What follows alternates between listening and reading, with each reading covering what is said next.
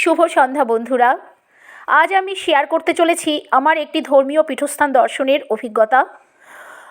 সম্প্রতি আমি শান্তিনিকেতন গিয়েছিলাম, সেখানে আমি পৌষ মেলায় ঘোরাফেরা করেছি, সে ভিডিও আমি আপনাদের সাথে শেয়ার করেছি। আজকে শেয়ার করতে চলেছি বীরভূমের শান্তিনিকেতনের কাছে কোপাই নদীর তীরে অবস্থিত কঙ্কালীতলা নামে একটি অত্যন্ত পবিত্র পীঠস্থান, যা কঙ্কালী কালীবাড়ি নামে পরিচিত। এখানে সতীর দেহাবশেষ পতিত হয়েছিল। এটি 51 পীঠস্থানের একটি অন্যতম পীঠস্থান। পুরাণ অনুযায়ী শিব যখন সতীর দেহ নিয়ে তাণ্ডব করছিলেন, তখন বিষ্ণুর চক্রে সতীর কঙ্কাল বা কোমরের অংশ এই বীরভূমের শান্তিনিকেতনের কাছে পতিত হয়েছিল, যা পরবর্তীকালে কঙ্কালী কালীবাড়ি নামে পরিচিতি লাভ করে। এখানে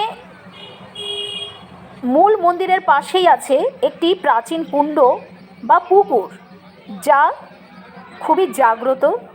মনে করা হয় এই কুণ্ডের নিচেই প্রথিত করা আছে দেবীর কোমরের অংশ বা কঙ্কাল বা দেহাবশেষ, যা বিষ্ণুর চক্র দ্বারা খণ্ডিত হয়ে পতিত হয়েছিল। সাধক ও ভক্তরা মনে করেন এই কুণ্ডের জলে অলৌকিক শক্তি আছে। বন্ধুরা, এই সেই পবিত্র কুণ্ডটি যার কথা এতক্ষণ বলছিলাম, এরই জলে আছে অলৌকিক শক্তি এবং এই কুণ্ডের নিচেই প্রথিত করা আছে দেবীর দেহাবশেষ বা কোমরের অংশ বা কঙ্কালটি। আর বন্ধুরা, এখানে কোনো মূর্তি নেই। এই কুণ্ডের জলকেই খুব আনুষ্ঠানিকভাবে শ্রদ্ধার সঙ্গে পুজো করা হয় এবং মনে করা হয় এই কুণ্ডের জল ভক্তদের মনোবাঞ্ছা পূর্ণ করতে সক্ষম। ভক্তরা বিশ্বাস করেন যে কঙ্কালীতলায় পরম ভক্তি সহকারে প্রার্থনা করলে এবং কুণ্ডে পুজো দিলে মনের ইচ্ছা পূর্ণ হয়। এটি কেবল ধর্মীয় স্থানই নয়, এটি একটি প্রাচীন শক্তিপীঠ, যা বহু শতাব্দী ধরে বাংলা তথা ভারতের সংস্কৃতির সঙ্গে মিশে রয়েছে। কঙ্কালীতলা বীরভূমের একটি অন্যতম পর্যটন ও তীর্থস্থান। প্রতিদিন বহু ভক্ত এখানে মায়ের দর্শন ও পুজো দিতে আসেন। আর এসব কারণেই আমরা এসেছি কঙ্কালীতলাতে পুজো দিতে। শুধুমাত্র এখনই নয়, এর পূর্বেও আমি কঙ্কালীতলায় এসেছিলাম, আর এই পীঠস্থান আমাকে ভীষণভাবে আকর্ষণ করে। তো বন্ধুরা, দেখতেই পেলেন যে এখানে অগণিত ভক্তর সমাগম হয়েছে। আর যে কুণ্ডটি আপনাদেরকে দর্শন করালাম, সেই কুণ্ডটি তো দেখতেই পেলেন। কথিত আছে যে এই কুণ্ডের নিচেই রয়েছে দেবীর কোমরের অংশ, যা বিষ্ণুর চক্র দ্বারা খণ্ডিত হয়েছিল। আর এখানে পুজো দেওয়ার জন্যে অগণিত দোকান রয়েছে, যেখানে প্রসাদী ফুল, বেলপাতা সব কিছুই পাওয়া যায় স্বল্প মূল্যে। আর পুজো দেওয়ার পরে এখানে ভোগেরও ব্যবস্থা আছে। বিভিন্ন দামের ভোগ এখানে বিক্রি করা হয়। ভোগের জন্য স্বল্প মূল্য নেওয়া হয় এবং ভোগ খাওয়ানো হয়। চাইলে আপনারা ভোগ গ্রহণ করে নিজেদেরকে কৃতার্থ করতে পারেন। আমরা যদিও এখানে ভোগ খাইনি, আমাদের হাতে সময় খুব কম ছিল।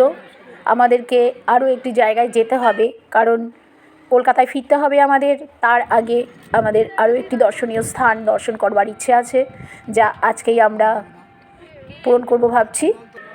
তো সেটা হলো সোনাঝুরির হাট। বন্ধুরা, আপনারা নিশ্চয়ই রাস্তার পাশে অসংখ্য খেজুর গাছ লক্ষ্য করেছেন। হ্যাঁ বন্ধুরা, ঠিকই ধরেছেন। এই খেজুর গাছ থেকে রস সংগ্রহ করে এখানে জাল করা হয় এবং গুড় তৈরি করা হয়।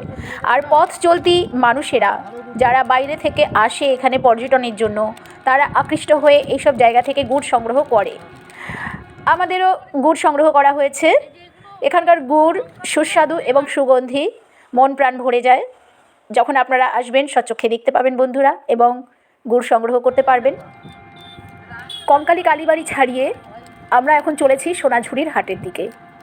এই সোনাঝুরির হাটে এখানকার স্থানীয় মানুষদের নিজেদের হাতে তৈরি করা নানা রকমের কাজকর্ম বিক্রি করার ব্যবস্থা আছে।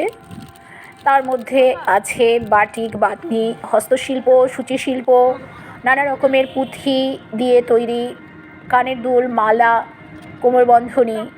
এছাড়া আছে নানা রকমের রূপদস্তার গয়নাগাটি, আছে মাটির কিছু খেলনাপাতি, ঘর সাজাবার সামগ্রী, আছে এখানকার স্থানীয় মানুষদের হাতে তৈরি নানা রকমের শিল্প, যা কলকাতা বা অন্যান্য জায়গা থেকে আগত মানুষদের খুবই আকর্ষণ করে। এই সেই সোনাঝুরির হাট। লক্ষ্য করুন বন্ধুরা, এখানে আদিবাসী নৃত্য চলছে। আমরা এখানে এসে পৌঁছেছি সন্ধ্যার কিছুটা আগে। শীতকাল, তাড়াতাড়ি সন্ধে হয়ে যায়, আমাদের হাতের সময় খুব কম ছিল, আর আমাদের এখনও দুপুরের খাবার খাওয়া হয়ে ওঠেনি। তাই আমরা টোটো থেকে নেমে প্রথমেই খাবারের সন্ধানে চলে এসেছি একটি হোটেলের সামনে।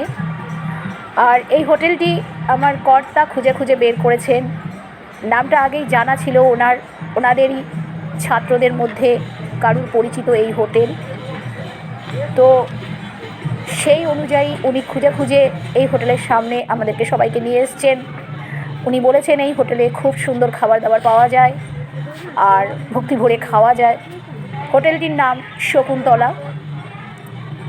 আপনারা দেখতেই পাচ্ছেন এখানের পরিবেশ কত সুন্দর, মনোরম। আর এখানে খাবারের যে চার্ট বা মেনু সেটিও দেওয়া আছে, আমি আপনাদেরকে সেটাও দেখাতে চাই। তো সুন্দর বসার ব্যবস্থা, বড় বিরাট কাপড়ের তৈরি ছাতার নিচে অগণিত চেয়ার টেবিল সাজানো রয়েছে। আর এখানে খাবার সার্ভ করার ব্যবস্থাটাও খুব সুন্দর। মাটির থালার উপরে কলা পাতায় সুন্দরভাবে ভাত সাজিয়ে, পাশে নানা রকমের ডাল তরকারি সবজি মাটির বাসনেই সার্ভ করা হয়। সাথে ঘি আছে, লেবু, নুন আছে, লঙ্কা আছে। আর একটা জিনিস সেটা হলো এখানকার সুইমিং পুল।